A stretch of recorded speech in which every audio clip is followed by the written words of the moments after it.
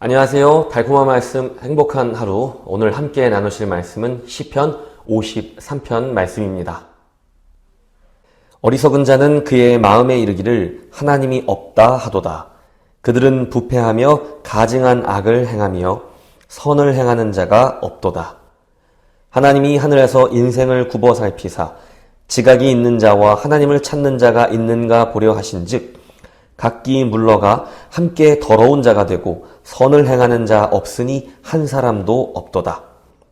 죄악을 행하는 자들은 무지하냐? 그들이 떡 먹듯이 내 백성을 먹으면서 하나님을 부르지 아니하는도다. 그들이 두려움이 없는 곳에서 크게 두려워하였으니 너를 대항하여 진친 그들의 뼈를 하나님이 흩으심이라. 하나님이 그들을 버리셨으므로 내가 그들에게 수치를 당하게 하였도다. 시온에서 이스라엘을 구원하여 줄 자 누구인가? 하나님이 자기 백성의 포로된 것을 돌이키실 때에 야곱이 즐거워하며 이스라엘이 기뻐하리로다. 요즘처럼 무신론자들이 득세한 때도 없었던 것 같습니다. 이제는 종교가 담당하던 역할을 과학이 대신하려고 하는 시대가 되었습니다. 사람들은 과학을 굉장히 합리적이고 종교는 비합리적이다라고 말하곤 합니다. 인간의 합리성만 있다면 모든 것이 다 괜찮을 것이다 라고 믿으면서 말입니다. 오늘 시편은 1절에서 부패하며 가증한 악을 행하는 사람들을 이야기합니다.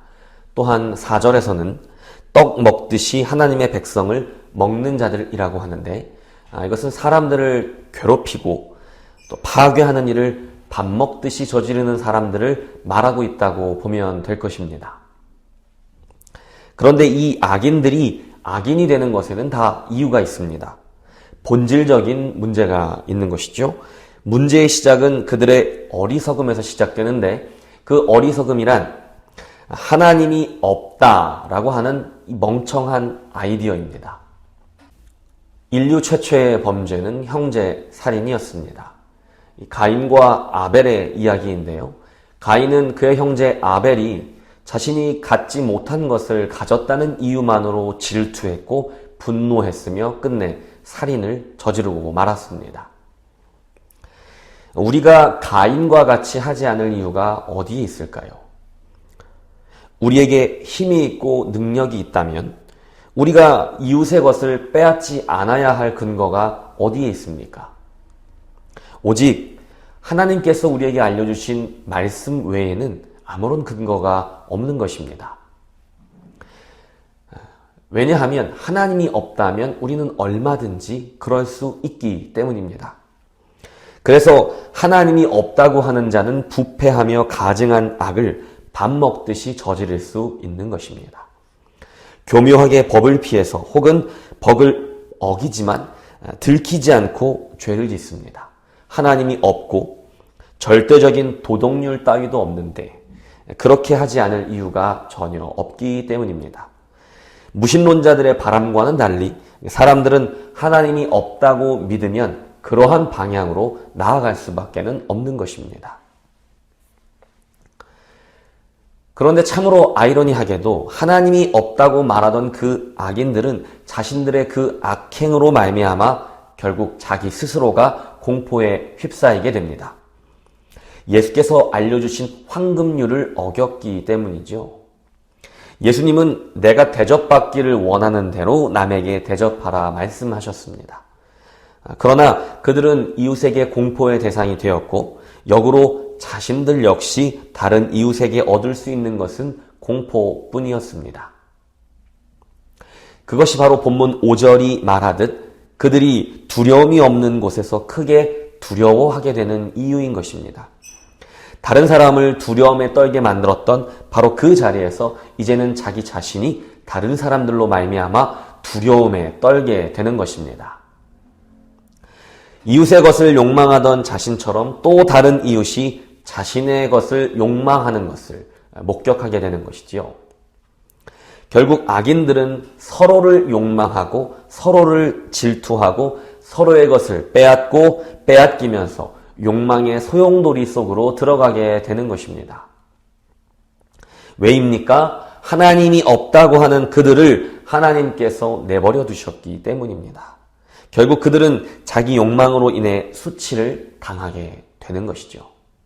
본문 2절에서 3절을 보시면 하나님께서는 이 세상에서 하나님을 찾는 자가 있는가 살펴보셨지만 하나님을 찾고 선을 행하는 자가 한 사람도 없었다라고 말하고 있습니다. 그래서 사도 바울은 로마서 3장 9절 12절에 이렇게 이야기합니다. 그러면 어떠하냐? 우리는 나으냐? 결코 아니라. 유대인이나 헬라인이나 다 죄 아래에 있다고 우리가 이미 선언하였느니라. 기록된 바 의인은 없나니 하나도 없으며 깨닫는 자도 없고 하나님을 찾는 자도 없고 다 치우쳐 함께 무익하게 되고 선을 행하는 자는 없나니 하나도 없도다. 그러면 어떠하냐? 우리는 나으냐? 유대인을 향했던 바울의 이 물음은 오늘날 모든 그리스도인을 향하고 있습니다. 이 땅에 죄가 들어온 이후부터 우리는 서로의 것을 욕망하고 질투하고 파괴하고 빼앗으며 살아왔습니다. 자신의 것을 소유할수록 빼앗기지 않기 위해 애쓰면서 살 수밖에 없었습니다. 나에게 해를 끼쳤기 때문이 아니라 단지 나에게 없는 것이 있다는 이유만으로 형제가 형제를 살인하는 일이 벌어졌습니다. 그것이 가인과 아벨의 사건이지요. 오늘도 이와 크게 다르지 않습니다. 우리는 서로의 것을 욕망하고 탐하다가 질투하고 저주하고 그저 망하기를 바라고 혹은 빼앗기 원합니다. 어떤 이들은 욕망하면서도 그 욕망하는 것을 얻지 못하기 때문에 괴로움에 빠지기도 합니다. 그런 사람들은 질투하는 이웃이 아니라 자신의 삶을 저주하고 추락시키고 있는 것입니다. 우리는 친절과 도덕이라는 가면을 쓰고 서로를 만나지만 잠정적으로 서로가 서로에게 적대적입니다. 의심하고 경계해야만 하는 것이죠. 성범죄의 상당 부분이 가까운 이웃에게서부터 벌어진다는 소식을 들을 때마다 우리는 그러한 사실을 더욱 확신하게 됩니다. 성경은 정말로 우리가 처한 이 절망적인 상황에 대한 해답을 가지고 있을까요? 오늘 본문은 우리에게 그 해답을 하나님이 이미 주셨다는 사실을 알려주고 있습니다. 본문 6절입니다. 시온에서 이스라엘을 구원하여 줄 자 누구인가? 하나님이 자기 백성의 포로된 것을 돌이키실 때에 야곱이 즐거워하며 이스라엘이 기뻐하리로다. 하나님께서 자기 백성의 포로된 것을 돌이키신다고 약속하고 있습니다. 하나님께서는 이미 오래전부터 자기 백성들의 죄와 사망에 포로된 것에서부터 구원하여 주실 것을 계획하고 계셨습니다. 그 약속했던 해답은 이미 우리에게 주어졌습니다. 그 해답이 바로 예수 그리스도의 십자가 사건인 것입니다. 십자가야말로 우리 인생의 공포에 대한 완벽하고도 최종적인 해답입니다. 어째서 십자가가 공포 한가운데에 있는 우리 인생에 대한 해답이 될 수 있습니까? 십자가는 진짜 인간다운 삶이 무엇인지를 보여주기 때문입니다. 희생, 용서, 사랑, 이 모든 것이 십자가에 담겨 있습니다.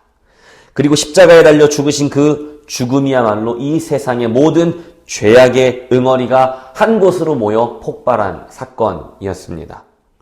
욕망, 질투, 폭력, 거짓, 살인, 공포가 뒤범벅되어서 예수라는 한 사람을 향했습니다.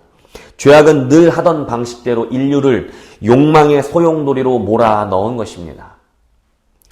그러나 예수님의 십자가는 욕망의 소용돌이 속에서 휩쓸리지 않고 또 다른 욕망으로 공격하지 않고 죄악의 고리를 끊어낸 것입니다. 미워하지 않고 사랑했습니다. 복수하지 않고 용서했습니다. 다른 이에게 떠넘기지 않고 오히려 자신이 모든 것을 떠안았습니다. 그리고는 예수는 하나님의 아들이 아니라는 사람들에게 자신이 하나님의 아들이심을 단번에 증명하셨습니다. 그가 다시 살아나신 것입니다. 예수께서 제자들에게 마지막으로 당부하신 말씀은 하나가 되어 서로 사랑하라는 것이었습니다. 이것이야말로 욕망과 질투 그리고 공포의 인생에서 구원받을 수 있는 유일한 탈출구입니다. 이웃을 욕망하고 질투하고 약탈하는 것이 아니라 사랑하는 것입니다. 예수의 십자가는 그것을 최초로 실현한 사건이고 예수께서 부활하시고 그 부활의 생명을 우리에게 주시면서 명령하신 것은 너희도 가서 바로 이 사랑으로 서로 사랑하라는 말씀이었습니다. 여기에만 우리 인생의 저주에서 벗어날 수 있는 해답이 있기 때문입니다. 서로가 서로에게 공포의 대상이 되지 않을 자유가 여기에 있습니다. 하나님이 없다고 말하는 사람들은 절대로 깨달을 수 없는 비밀이 여기에 있는 것입니다. 자기 형제를 죽인 가인에게 하나님께서는 내 아우 아벨이 어디 있느냐고 물으셨습니다. 그러자 가인의 대답은 너무나 가슴 아픕니다. 내가 알지 못하나이다. 내가 내 아우를 지키는 자이니까 하고 대답했습니다. 이 대답이 가슴 아픈 이유는 가인은 사실 자신이 자기 아우를 지키는 사람이라는 것을 알고 있었다는 것을 내포하고 있기 때문입니다. 우리는 서로를 지키는 사람이어야 합니다. 그것이 맞습니다. 아마 가인과 아벨의 관계도 그러했을 것입니다. 형님은 아우를 지키고 아우는 형님을 지키면서 그렇게 서로가 서로를 지켜주고 도우면서 사랑하면서 살아가는 관계였을 것입니다.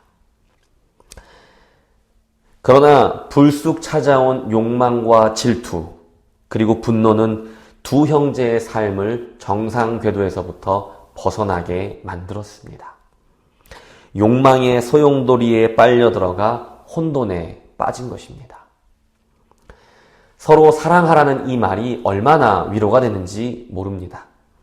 하나님이 없다고 말하는 세상 사람들을 향해서 우리가 사랑을 베풀었을 때 좋게 돌아오는 일도 있겠지만 여전히 이웃으로부터 우리는 공포를 느낄 수밖에 없습니다. 사랑을 베푼다는 것은 어떻게든 나의 삶을 오픈하고 약점을 드러낼 수밖에는 없습니다. 그래서 더욱 위험합니다. 우리가 세상에서 사랑을 베푸는 일에는 항상 위험이 따른다는 것입니다. 그런데 우리가 교회 안에서 성도 간에 서로 사랑한다는 것은 얼마나 우리를 위로해 주는지 모릅니다. 우리는 적어도 서로 선한 것을 기대할 수 있는 존재라는 것입니다. 완벽하지는 않지만 적어도 공포를 느끼지는 않아도 되는 관계가 바로 교회 안의 성도와 성도의 관계이기 때문입니다. 그래서 우리는 먼저 우리 안에서 서로를 사랑해야 합니다. 교회 안에서만큼은 공포가 없어야 합니다. 이웃이 이웃에게 공포의 대상이 아니라 지켜주어야 할 대상이 되어야 합니다. 가인의 실수를 이제는 우리가 우리 안에서 먼저 회복해야 합니다. 오늘 하루 내가 사랑하는 이웃, 동료, 성도들에게 먼저 다정한 인사말로 다가가시며 적개심을 풀고 나는 당신을 위협하는 공포가 아니라 당신을 지키는 사람, 지키는 이웃이다라는 것을 표현하는 하루가 되면 어떨까요?